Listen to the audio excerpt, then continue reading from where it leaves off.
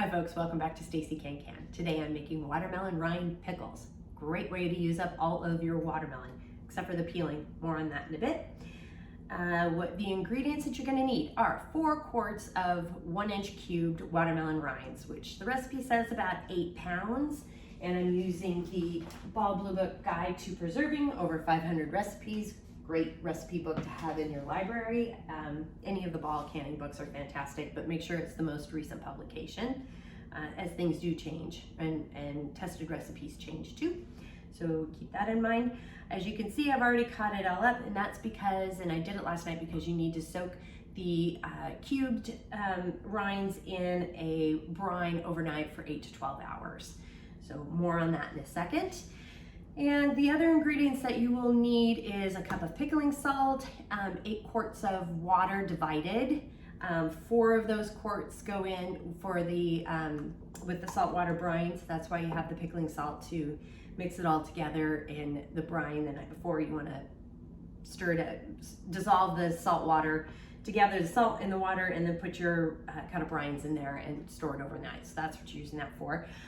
Spices, we will be making a spice bag, so you will need a little cheesecloth here, which I've got, and you're gonna need some about 3 cinnamon sticks, a tablespoon of whole cloves, a tablespoon of whole allspice, 1/4 of a teaspoon of mustard seed. So that's what you'll be using for the spice bag here.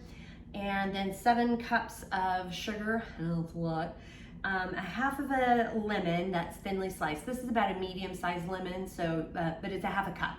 I said a 1/2, but it's a 1/2 a cup of a thinly sliced lemon, which is about the size of one medium lemon. And then a cup of vinegar. Make sure it's 5% acidity. I'm just using plain white vinegar today. You could probably use apple cider, but I think it might be a little bit too much of a punch, but you do you on that.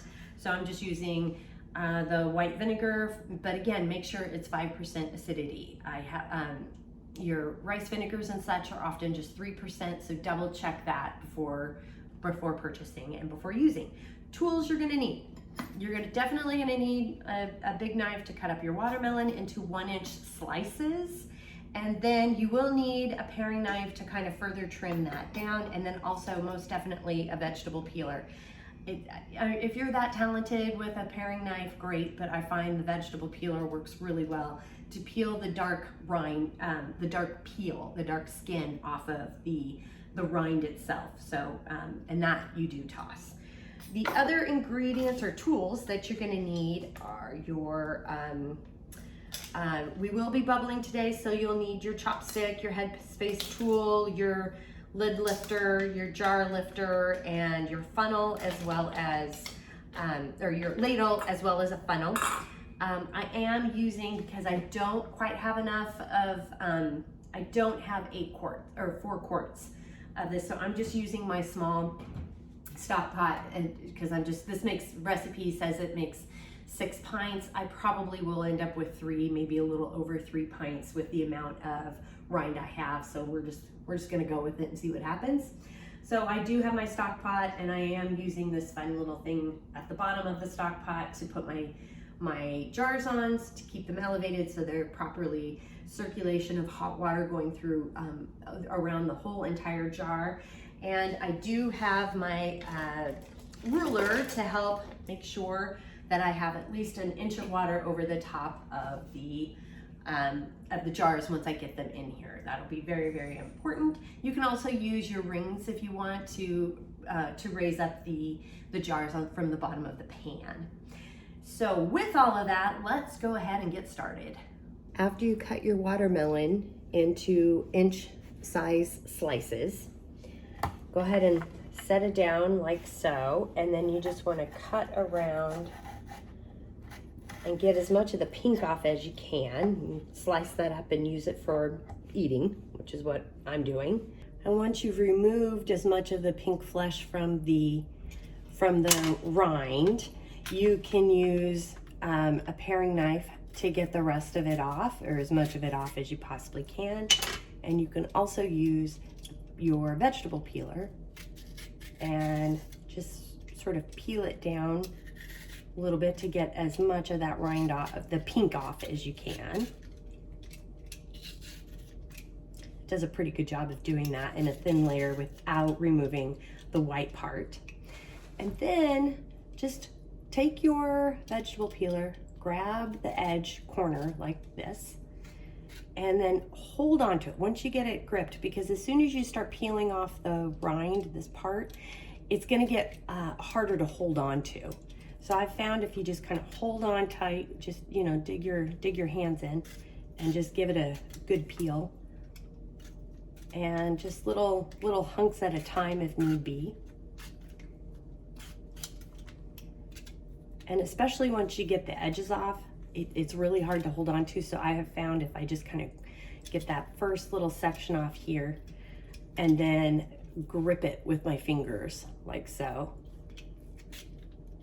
and then just keep holding on and moving your hand down as you peel the rest of the green rind off. And now you're ready to slice it.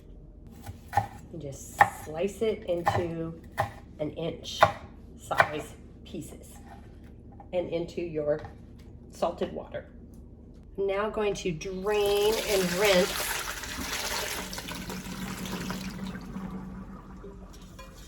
the watermelon rind in cold water. We want to rinse all the salt water off of it. I'm adding the second gallon, so 4 quarts, into this stock pot, back into the stock pot that this soaked in. And we're adding the watermelon rinds. Got the watermelon rinds on the stove, and I've set the heat up to medium high. And we're gonna cook these until they get soft, just tender. While the watermelon rinds are heating up to soften, I am putting together spice bags. So I have the one cinnamon stick that I've split in half. This one, I'm gonna do the same. And I'm gonna break them up just a little bit, just so we can, because when they're in long strips like this, they're hard to bundle up. So I do like to break them up a little bit. And then we will add our tablespoon of whole cloves and the 1/4 of a teaspoon of mustard seed. And I made a bit of a mistake. I thought I had whole allspice, but I only have ground allspice. So I'm just gonna use just a little bit of it because it won't stay in the spice bag. So I'm just using a little bit of the ground and hoping that most of it kind of sticks in here. Not quite a 1/4 of a teaspoon. And then I'll go ahead and get this spruced up and we'll tie it off into our spice bag. Once we got the spice bag put together, I'm gonna go ahead and thinly slice the lemons. We'll keep this end off and just thinly slice until we have about a 1/2 cup, So I have it on a medium-high heat, and it's been boiling for about 5-10 minutes-ish. I've been checking it for tenderness, so you just want to make sure where it goes right through. And the rinds are nice and soft. The fork's going right through, so we're going to go ahead and strain these now. Be careful as you strain.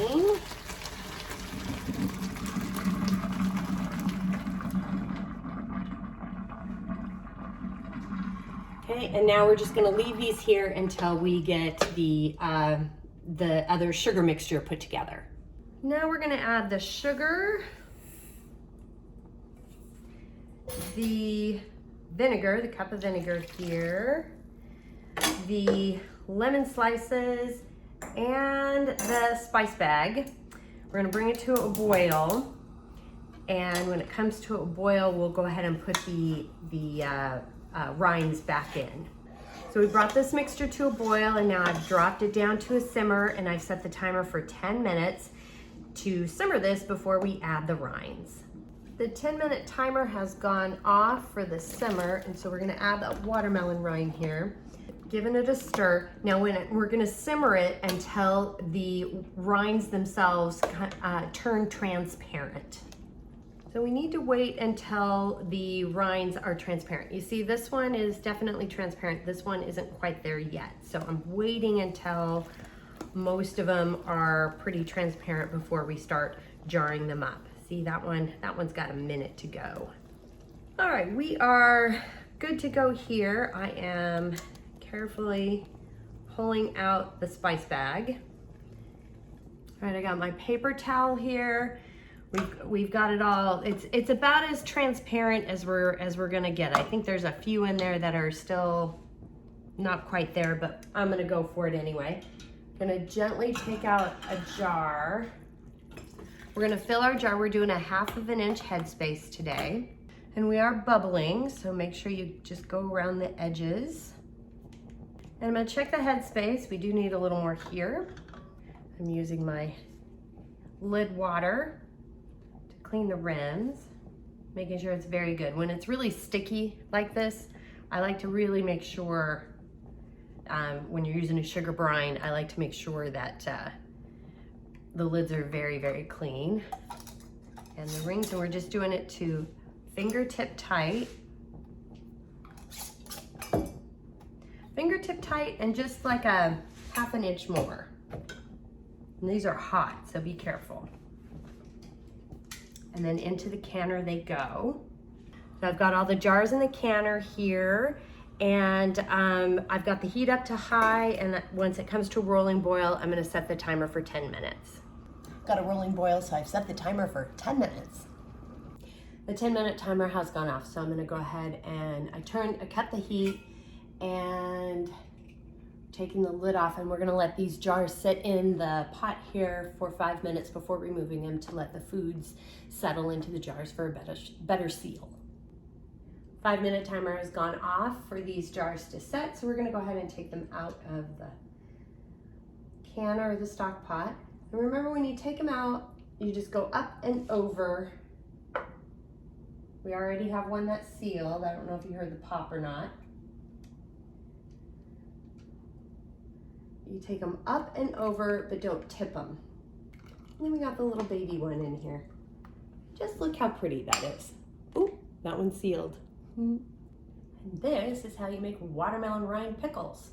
Pretty simple to make. It does take some time. Took a little bit longer than anticipated to get the watermelon rinds to turn translucent when I was heating them up with the sugar.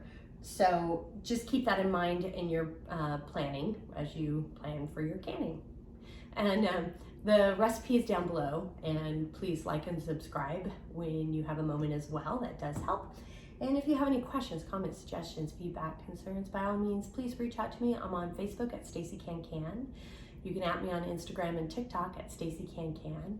And my website is www.staceycancan.com, and my email is info@staceycancan.com. Thanks so much again for joining me today, and until next time, happy canning.